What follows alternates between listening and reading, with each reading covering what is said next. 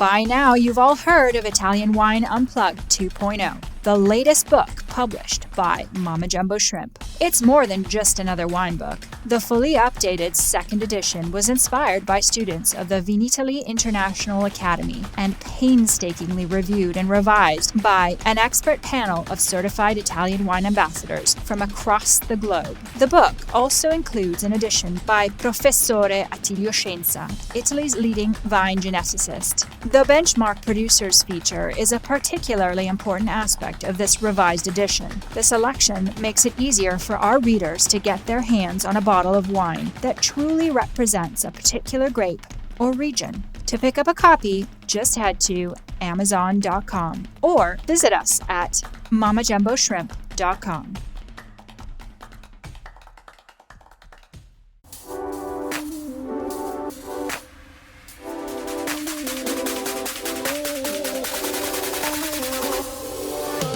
Welcome to another episode of On the Road Edition, hosted by Stevie Kim. Each week, she travels to incredible wine destinations, interviewing some of the Italian wine scene's most interesting personalities, talking about wines, the foods, as well as the incredible travel destinations. Where are these wines distributed mostly? In Italy or in America? Italy for us is a very good market. People love our Cervara, in particular in the center of Italy. Rome, for example, is a good market. Usually we sell 60% in Italy and 40% we export, in particular in USA and in England. In the UK? In UK, so, yes. What about in markets like, I don't know, Asia? Do they like your wines? Asia is a good market, but we must improve.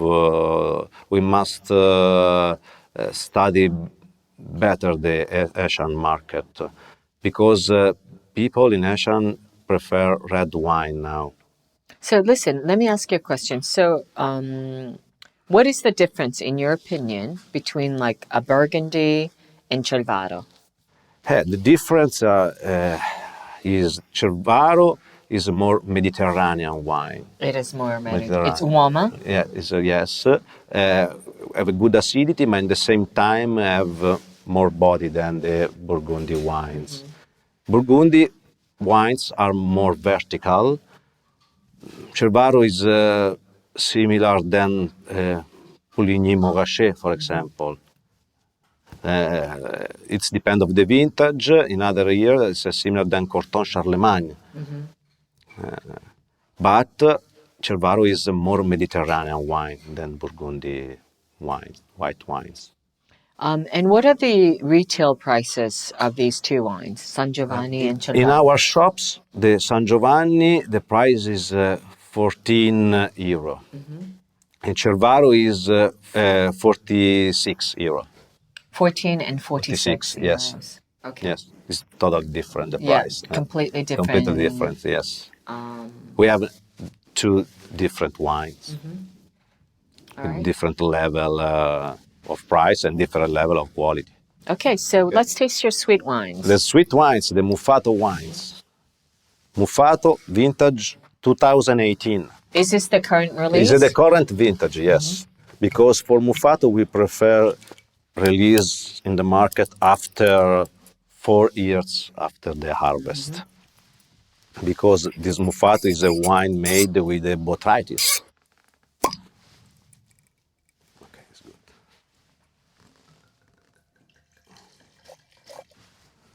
Stevie, cheers with our Muffato. Yeah, cheers. Cheers. Cheers. Muffato is very special wine. It's possible to make this wine just because in Orvieto we have the perfect condition to have the noble rot, to have the botrytis. So you have various grapes here, right? You were saying that you have the Sauterne blend, Sauvignon, and yes, it is a blend between Semillon. Yes, 5 different grapes we use for Muffato: Sauvignon Blanc, Semillon, Grechetto, Riesling, and Traminer. Sauvignon Blanc and Semillon are 2 grapes perfect for the noble rot. Grechetto to give the the local the local print. Riesling to give acidity in the final blend, and Traminer to give the aromatic notes. So in a blind tasting, how would you say your Muffato is different from a Sauterne? But it's different because In terms of the tasting profile. testing profile is different because probably the aromatic part is more present than the Sauterne, because in Sauterne they use Sauvignon Blanc and Semillon, and we use just that part of Traminer. We have probably more concentration than the Sauterne wines, and we use less sulfite, because in Italy, to stop the alcoholic fermentation, it's not possible to add a lot quantity of sulfite. For this, in Italy, we cool the wine at 0 degree of temperature to stop the alcoholic fermentation. Difficult to say, but it's lovely. It's a lovely wine. Yes, because it's a sweet wine, but in the same time it's not too sweet, because the balance between sugar, acidity, and body aftertaste is the mouth is very clean. Italian Wine Podcast, brought to you by Mama Jumbo Shrimp. Yeah, and also you have that like sage, Yes. Smell which you don't get in Sauterne. So I guess in that way you still have that, macchia mediterranea, Yes, yes. that kind of. Yes, and we prefer to release after 4 years from the harvest, because Muffato age in bottle minimum for 2 years in bottle, because we think the typical smell of botrytis is ready after 2 years of aging in bottle. So let me ask you a question about the Antinori Group, because Castello di Sala is part of the Antinori Group. Yes. When you are, I guess, strategically aligning your marketing objectives, does it depend also kind of on the big picture, or are you completely autonomous? No, we are a part of the group. We are a part of Antinori, because Antinori is a big family, but we have an artisanal approach. Each estate have the local director, have the local winemaker, the local agronomist, but at the same time we can ask to the CEO, Renzo? Yes, Renzo, the development of the wines, the wine testing. If you were to tell our audience, what Castello di Sala represents, what would you say? How can they remember Castello di Sala from the other wineries? What is so special about Castello di Sala? It has a great tower. Yes, Castello della Sala is special because, for my opinion, is the best place to make white wine in Italy, because in this area we have the perfect balance between acidity, alcohol, and I think with this soil we produce very, very good wine. But do you think Orvieto suffers from kind of I suppose a reputation of having age-capable wines? Do you think that's a problem? It's a problem, but I think with this job now, with the new people, probably the Orvieto wines never give up, and probably in the future people can understand the potential of this area. Because what was, I guess what was surprising for me is that when you said Orvieto in the past was a very important Yes. white wine. Yes.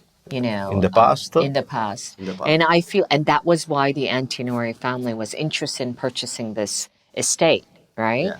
But right now, Orvieto is not considered to be like the benchmark white wines. Right? Because for a long time, people, the winery in general,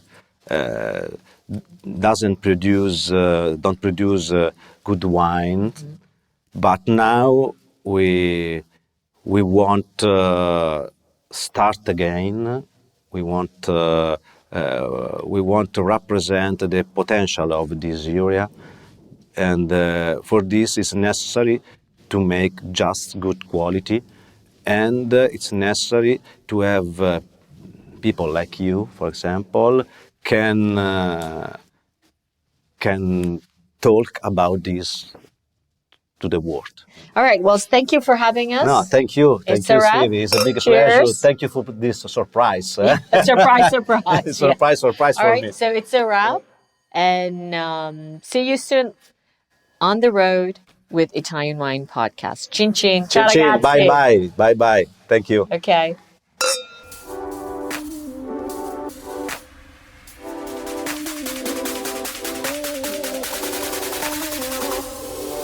Thank you for joining us on another installment of On the Road Edition, hosted by Stevie Kim. Join her again next week for more interesting content in the Italian wine scene. You can also find us at ItalianWinePodcast.com or wherever you get your pods. You can also check out our YouTube channel, Mama Jumbo Shrimp, to watch these interviews and the footage captured of each location. Chin chin!